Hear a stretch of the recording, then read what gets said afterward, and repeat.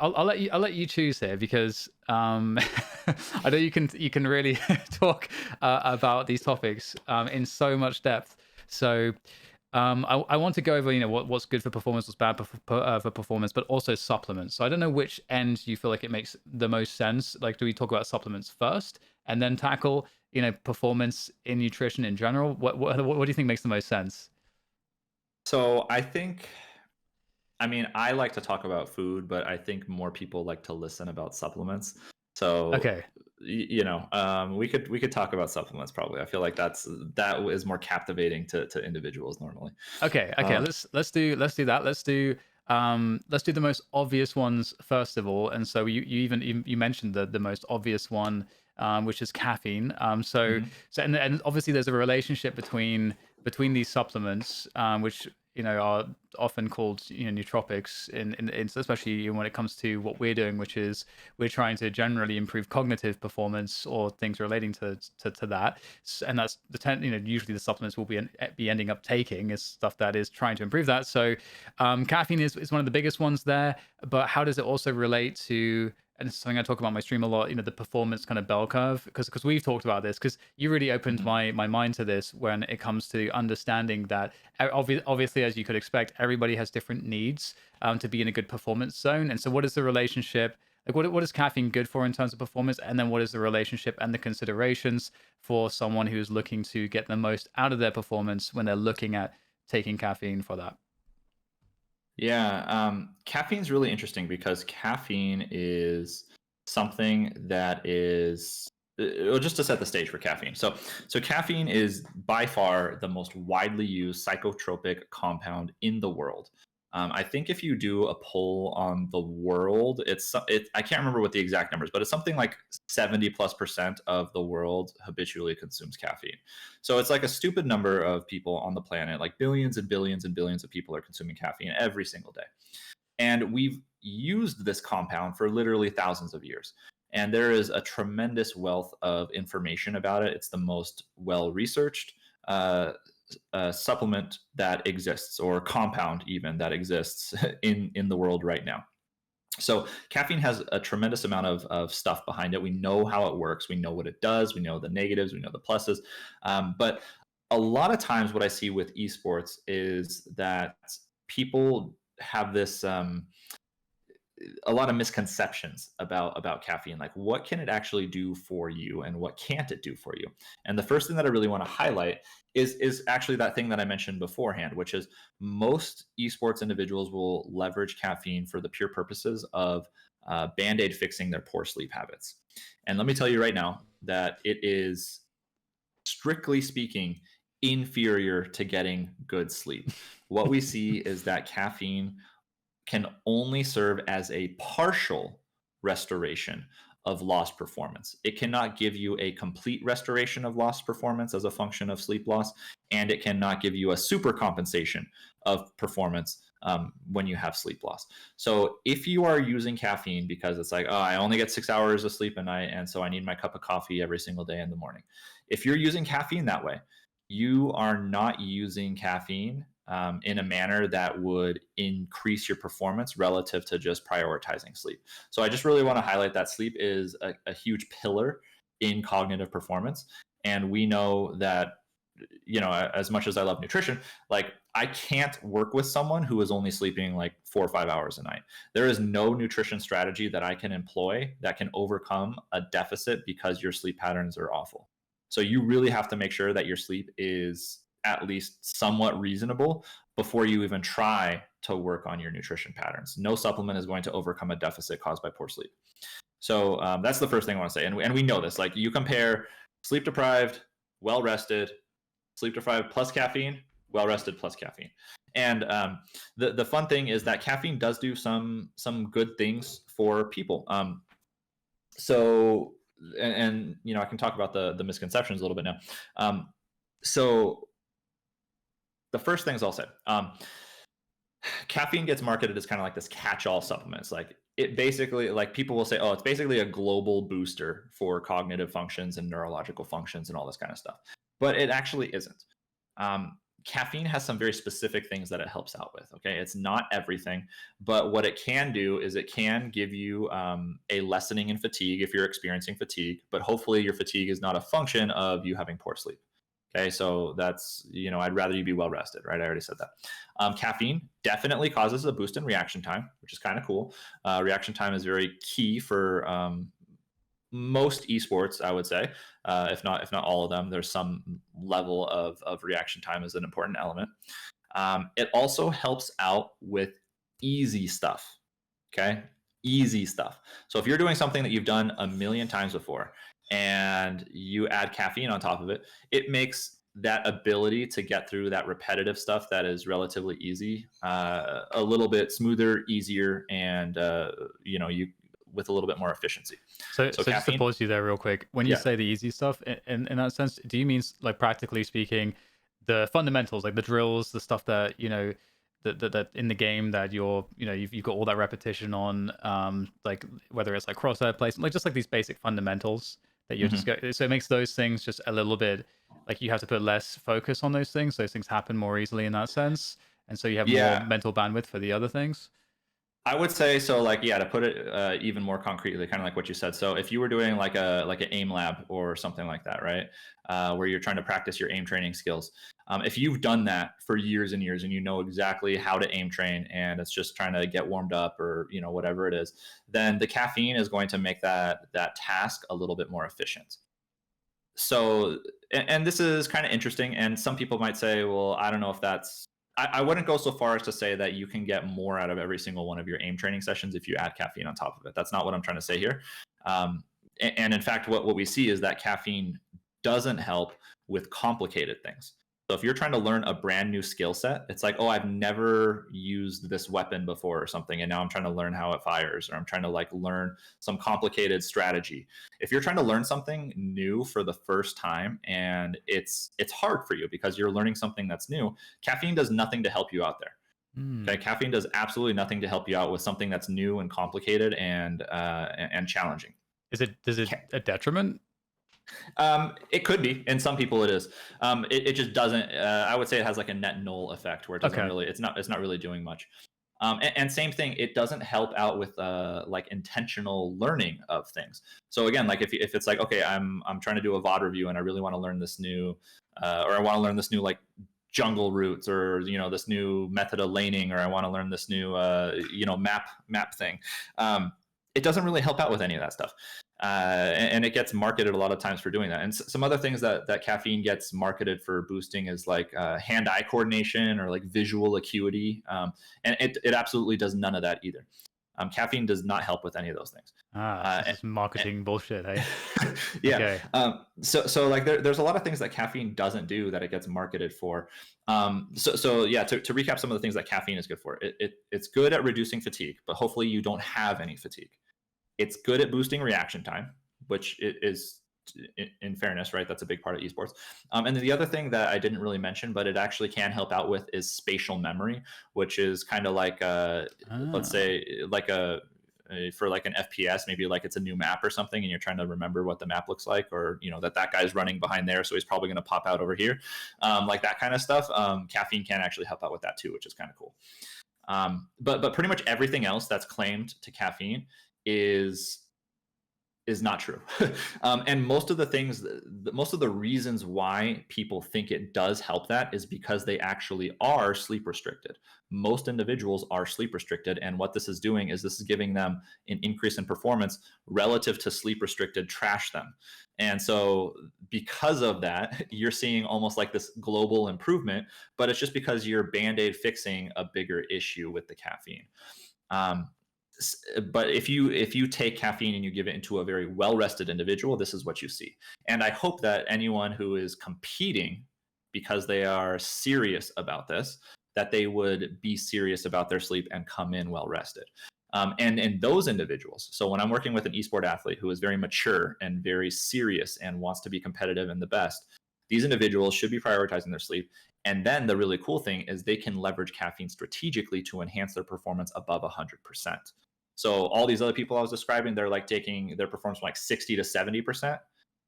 The people who can use caffeine strategically are maybe going from like 100 to 110%. So they're exceeding what their natural capacities are with this, which is a much better use of caffeine, if you ask me, for something like this that's very competitive. Um, Mm. I have a quick point uh, here actually, because yeah.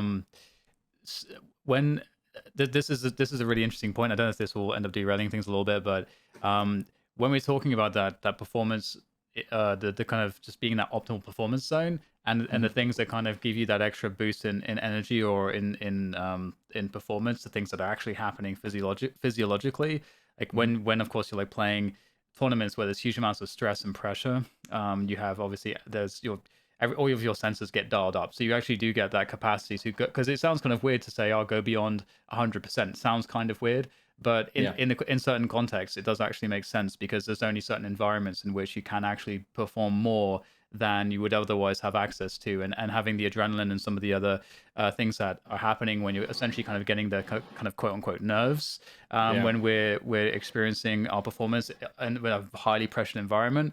You are in a place where you can perform like way better, which is what makes tournaments super exciting, because you can see, because it can be, those moments where you see players do things that and they're already obviously so elite that they have Yeah. never done before, and so on. So it's interesting that that caffeine can be something that can kind of give you a bit of this even on a normal day, I suppose. Yeah. And you bring up a really good point, and I want to highlight two other key caveats to caffeine. Um, so you mentioned earlier this idea of like a normal distribution curve, this like bell curve, and which simply means that most people fall in like this like middle range right here. Caffeine is somewhat similar in that there is a genetic component to caffeine and people's ability to use it. Mm. Almost everybody, well, everybody can use caffeine in order to get the arousal that happens if you are sleep restricted. So anyone can use that aspect of caffeine. Doesn't matter who you are, regardless of your genetics. Um, but you will see that there are some people in life. You've probably met some or know some people who just say, "I don't drink caffeine. I can't drink caffeine. Like I get the jitters, I get nervous, whatever." These people who tend to be naturally avoidant of caffeine, the reason is because they have basically a bad reaction to it, and it doesn't enhance their performance. It actually makes them worse. So when we look at this, when we look at the population split, what we see is that caffeine doesn't work for everybody. Yes, you can use it to restore poor sleep, so everyone thinks they can use it for performance. But if you had a population of well-rested individuals, what you would see is roughly maybe a third can use it for performance reasons. Roughly a third are going to see no benefit, and then roughly a third are actually going to get worse when they take some caffeine. And so that's point one that I want to make. And then point two I want to make is performance itself is on another bell curve, another performance normal distribution. And in the sciences, what we would say is that there's this spectrum of arousal. And so what I mean by this is like how stimulated your nerves are, basically. And there's a sweet spot. So if you're in the zone, this is like peak performance here. And if you're overstimulated, then you might get the jitters, you might get anxious, and your performance is going to suffer. Or if you're understimulated, then similarly, you're not fired up enough and your performance is going to be worse. So we see this tapering off. And so there's this nice little sweet spot here. And most people so caffeine is a stimulant, and it will give you more stimulation, and it will give you this more arousal, and it'll bring you forward on this curve. And if you are relaxed before, let's say it's just a scrim day or something, right? You're just playing at home. If you're relaxed and you take this caffeine, then it very well could bring you into that performance sweet spot. But the really fascinating thing, and this is something that science is truly unable to discern, but there's a strong suspicion here, is that caffeine might actually do nothing for people on very high pressure situations. Because in high pressure situations, like let's say it's world championships or something, in those situations, your own hormones and like natural adrenaline and all this stuff is going to be so amped up that you're probably already going to be in the performance sweet spot. And if you layer on caffeine, you might push yourself a little bit too far. So this is where the individualization comes in. And the reason why science really can't answer that question is because it's really tough to get a population of people who are about to enter into the world championships to agree to do some, to take some like random psychotropic meds or supplements, and no one wants to do that because it could risk their chance at winning worlds, right? So no one's going to do that. But what it means is that we actually don't know if caffeine is hurting or helping these people, because we can only test it in a lab setting, which is not quite as high pressure. So what all this means is you have to kind of know yourself a little bit. There has to be some self-awareness that happens here, because if you are a very naturally chill, relaxed individual, even under situations that other people find very stimulating, then for you, caffeine is probably going to help you out to push you into that performance sweet spot. On the other hand, if you are already a very anxious, stressed out person, and you're kind of like hyper aware all the time of like everything that's going on, if you add caffeine, that's probably going to push you out of the performance sweet spot. And then in that instance, caffeine is not going to be good for you. So it is a little bit on a case-by-case basis and a situation-by-situation basis too, because, maybe scrim days don't stress you out, but competitions do. Or maybe even scrims stress you out. And maybe sitting at home is the only way that you can be relaxed. And so that's all stuff that you have to think about, and is stuff that I usually try to tease out when I'm working with these individuals about how am I going to dose caffeine appropriately, or even if caffeine assess if caffeine is even making sense for you. And so sorry, I'll shut up there. No, I mean, honestly, I've got so many questions, especially on some of the other things that push you up, like you're talking about, like the adrenaline or the noradrenaline or cortisol, like these things that happen when you're in really stressed environments. But I do want to quickly talk about L-theanine as well, because this is something that is commonly paired with caffeine, and it's often and this was my understanding when I first came across it too. And I don't know if this is marketing bullshit as well, but it was the sense that, okay, you take caffeine and hey, and it's gonna reduce all of the jitters, or like the kind of it's basically going to make the good effects last longer, and it's going to remove all of the negative effects of the caffeine. So the L-theanine basically powers up the caffeine even more. And so that was like the sense I had. And I know that it's been put into a lot of products now, especially a lot of performance products relating to, which are caffeine, either energy drinks or, like NeuroGum, for example, which I really like NeuroGum a lot. But what are your thoughts on L-theanine in the context of this discussion? Yeah. So the TLDL of too long didn't listen this little arc here. I'll just say caffeine plus L-theanine is the most widely researched nootropic stack in existence. And in general, if you put a gun to my head, I would say it works. That's what I would say. I'd say like it's the most widely researched because it works. It's effective at what it does. There does seem to be this kind of magical 1 + 1 = 3 situation that happens when you pair up caffeine with L-theanine, and you're right, like the caffeine is known to come with some side effects. And by the way, how I said everyone on the performance side, if anyone takes too high of a dose of caffeine, they're going to get those side effects. It's just a matter of own personal thresholds and so on. But caffeine comes with some negative side effects. And L-theanine does remove a lot of the edge of caffeine, so it gives you the benefits without the minuses, which is what you said. And there's some truth to that. L-theanine, so some context, L-theanine is found predominantly in green tea, and this is why people will feel amped up after drinking a cup of coffee, but in a lot of cultures, people will have a cup of tea before they go to bed, and they're totally fine despite it having 30 to 50 milligrams of caffeine in it, and it's okay, and it's because there's all this L-theanine in there. So that culturally that's some of the basis. But what we've done is we've extracted this L-theanine from it, and we've started pairing it up in other caffeine sources. Now, L-theanine by itself is quite fascinating, because what L-theanine by itself does is it's almost the opposite of caffeine. It's a downer. Okay, so caffeine raises your arousal, L-theanine brings it back down. And depending on where you lie on that arousal curve, that's going to dictate how much L-theanine you should be taking. So when they do research on L-theanine by itself, what they find is that usually they find null results.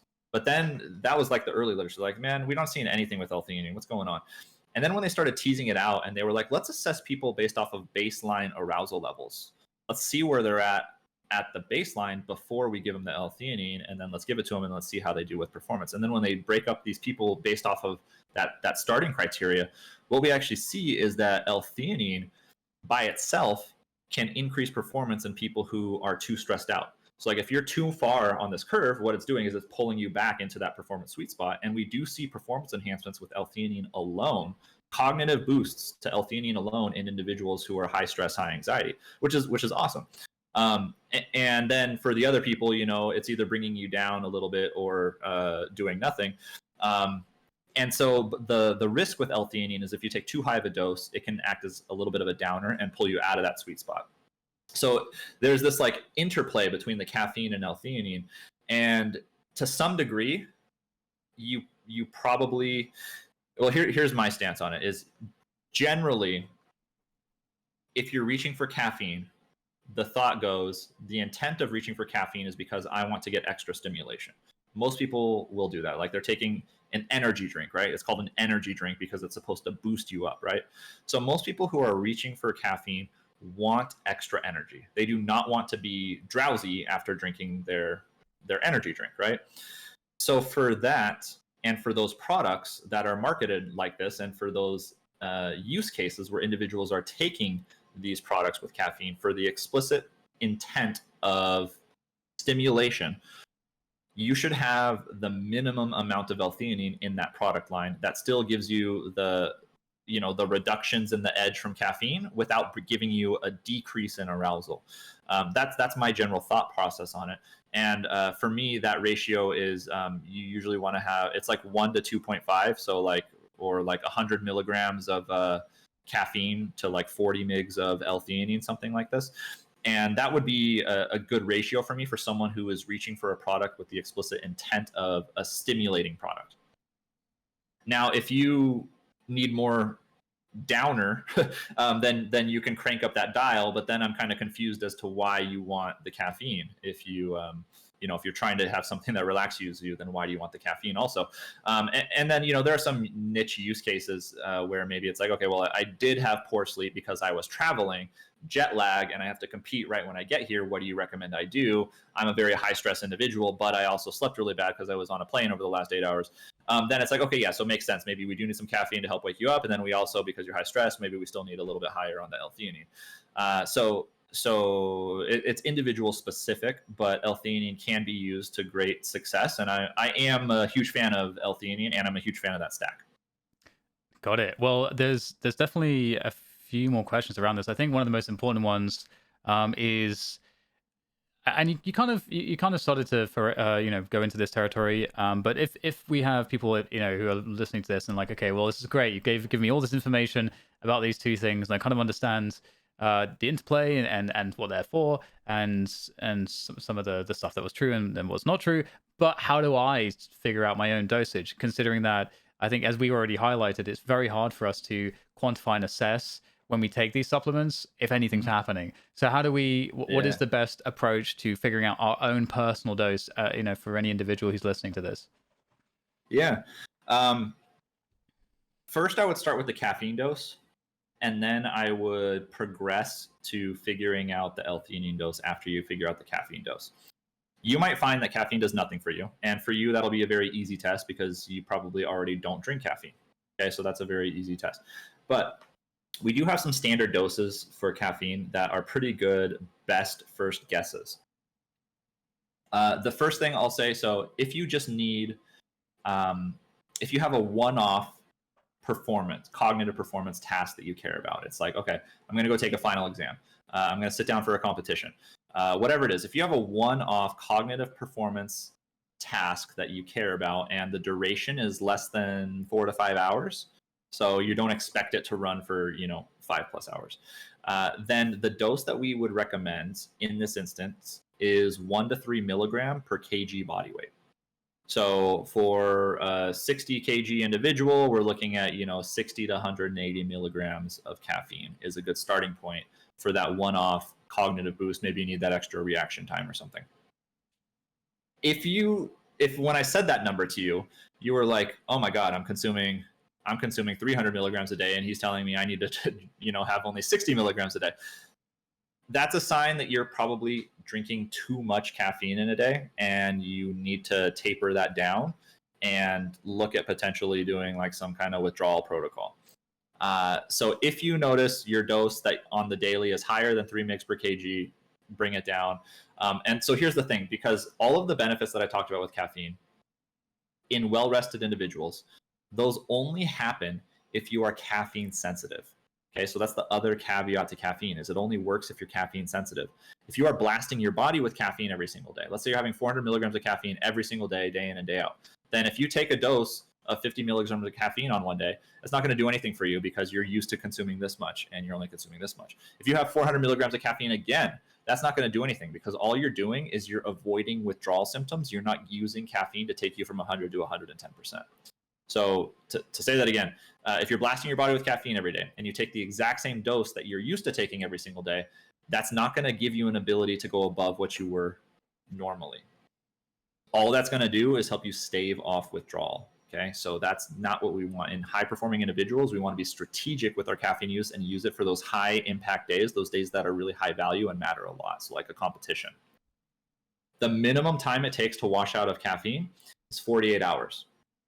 You won't see full washout effects until about 3 weeks. So it takes about 3 weeks to you to become completely resensitized to caffeine. I know I can't go 3 weeks without caffeine. I would die probably. So a more realistic protocol maybe would be like 2 days off, 1 day on the days that are really high value. And if that sounds really painful to you, I know it sounds painful to me still, what you can actually do is you can just do half dose on 2 days and then like full dose on that 1 day that really matters. Because what, again, we're trying to do is we're trying to get you to go above and beyond what you're formerly, your 100% level. So those are some key caveats. 1 to 3 mgs per kg body weight. Usually we would take it 45-ish minutes before the key task. See how you feel, see how you do. Don't go just based off of performance. Actually, maybe do some kind of objective test. Maybe you like to like a reaction time test or whatever. See how you do with it and see if you are someone who responds to it and does well. Make sure you're caffeine sensitive. If you're blasting your body, consider taping it down. And ideally on those off days, you'd be looking at like less than 50 milligrams. So that's kind of where I would start with that. If you need sustained performance throughout a day, let's say you're like, oh, I have 2 scrim blocks. I know it's going to last a really long time. What you can actually do is you can split up your dose of caffeine and do it in increments, roughly every 4 hours. A good target, and this is what they do in the military for people who have to do like night watch and they're up for like 48 hours or something, is they'll do 50 milligrams every 4 hours. And then they'll just keep doing that 50 milligrams every 4 hours until they don't need it anymore. And then the last thing I'll say is try to stop having caffeine at least 10 hours before planned sleep time, because that can mess with your sleep quality. Even if you say, oh, I can fall asleep right after having a cup of coffee, that still impacted your sleep quality. You might have been asleep, but it is not as restful as it otherwise would have been. So those are some very good starting notes for the caffeine. And if anybody has any questions and they're like, oh, I'm taking 1,000 milligrams a day, how do I get down to this? I have specific protocols to help you get down to that. And, you can message me on the side or later or whatever, and I'm more than happy to help out with that. And then with the L-Theanine, like I said, I would start with that ratio, that 1 to 2.5, that 100 milligrams to 40. I would start there and then titrate it up to find your sweet spot under different circumstances. Most people will tolerate L-Theanine fine. There's not really a downside to it in the same way that caffeine can have some serious side effects. L-Theanine is just an amino acid, and for the most part, it's incredibly safe. So you could take a bunch of it and be fine, except for the fact that you might get a little bit drowsy. So you can play around with that dose pretty easily once you have a good caffeine starting one, because the caffeine dose will dictate what the L-Theanine dose should be, and then you can play with that lever until you find the sweet spot for yourself. Awesome. So, I mean, I think we're running out of time, so that's a great place to kind of leave it off. Just to recap, we've I think given people a good guideline as to what they should do in terms of hydration, as well as describing all of the reasons why it's important. We also covered, of course, caffeine and L-Theanine, exactly like what they do, and then how you can dose for yourself. So I feel like we've given people some good information here, and and you've done a really good job in terms of like giving, because the dosing part is honestly that it's very difficult because people know that these substances do things, but it's very hard, and especially with there's so many products. Like for example, Casey gave the ratio that's effective for caffeine to L-theanine, and you'll actually find that I don't know if I've seen an energy product that actually has a good ratio. They're all like No one terrible. does. And They're all really bad ratios. the only thing that I think is okay that I've seen is I think Neurogum, because Neurogum at least has like a lesser amount, so it's easier to, because with most energy drinks they'll just blast you with like one can of the drink is just going to just have so much of everything in it that you can't really like modulate your dosage very much. But I think Neurogum has, I can't remember what the values are, but I think it's a lot less. So it's easier to modulate. But even still, is there a product? Is there anything that you would recommend that people could use, or that you're happy with, or I don't know if there is. The best way that I would say, like truly, is green tea. Okay. And then you can just have a buttload of green tea to hit your target caffeine amount, but it's in that ratio. So that's the perfect ratio, and that's why I say that number, is because that's what's found in nature, is this natural ratio right there that I mentioned. Okay. So you can just blow that up until you hit your target caffeine amount, and then kind of see what it is there. But as far as product lines go, because that might require you to consume a massive amount of fluid, which most people, hey, hydration, right, important. But what I normally do is I have each of these products separately, and then I play with those levers to really find what works out for you, because the green tea dose might not be the good dose for you because it's locked into that, but that's a good product to start with. And especially for me, again, like in my mind, and when I talk to esports players, people reach for energy drinks because they want to be stimulated, not because they want to be brought down. So it always confuses me when I see every single one has just a bomb of L-theanine in it, and it's nuts. And it's like, okay, well, let's bring this down a little bit. You don't need it to be this high of a dose to get the stacking effect with caffeine. So just do the minimum. And if you do need more, downer stuff, then okay, we can play with that dose for yourself. But yeah, anyway, it's just confused product lines and most of these products for gamers, and they're hyping up buzzword ingredients and all this and that. And I used to work in supplements, so I could talk at length about the dirty secrets behind the curtain there. But, yeah. Anyway. Yeah, maybe we'll get into another that conversation. Yeah. With that said, I'll firstly just say this to everyone who's watching this: we're going to likely record quite a few of these. So if you if you have any questions of topics you want to go down, obviously around Casey's expertise in nutrition and in the performance end especially, please leave them in the comments so we can address those. But I think one of the most interesting things that we'll end up talking about on probably the next one that we do will be the game day nutrition protocols. I think that's like the most like fun and interesting thing, honestly, and it's something that I think all of you will be able to kind of have something that you can kind of take away that you really didn't know anything about before. And because before talking to Casey about this, I had not heard anyone talking about like all of these different protocols you can use that make a lot of sense. So with that said, Casey, thank you very much. I know that you have a new service out with 1HP, so I'd love to give you the opportunity to kind of plug what it is and describe what it is you're doing with 1HP right now. Yeah, so there is this new package that we put together, and I did a lot of modeling with it, and this has been in development for literally months. But we finally, I really wanted it to be perfect, and basically what it is it's unlimited nutrition services. So like you get to work with me unlimited. So like comprehensive evaluations, like once a week check-ins, like video consults, and unlimited. You can text me whenever you want, all this kind of stuff. And it's only $35 a month. And so the goal was to create something that was completely affordable to the gaming population, because most people see nutrition as a luxury service. And what I wanted to do is I wanted to try to get that so that way more people could reach it, and especially this population, which is historically underserved and fed a lot of BS through social media. So it kind of breaks my heart when I see that, but that's partly what spawns the creation of this. So I am really excited. We just launched it this Monday, so like just a couple days ago. So if anybody is interested in that, just go to the 1HP website and you can check it out. And again, $35 a month. And if you're not even sure, like if you don't even have to commit to that, honestly, there's a way for you to get a free nutrition consult, like free 15-minute consult. Just input your information into the form, and we can just answer any quick questions you have, or just see if there's anything that makes the most sense for you. So yeah, at a minimum, just go do the free nutrition consult if this is something that you're interested in learning more about for yourself. But yeah, no, I'm excited for this package. If anybody wants to sign up, please do. It's been a long time in the making. And if anybody just also wants to say hello to me or anything like that, you can reach me at Twitter at Casey Thomas RD. And I'm trying to be better about it. I'm really bad at social media, unlike you. So if anybody has any questions, wants to say hello, or just has whatever, feel free to hit me up anytime. I try to reply when I can.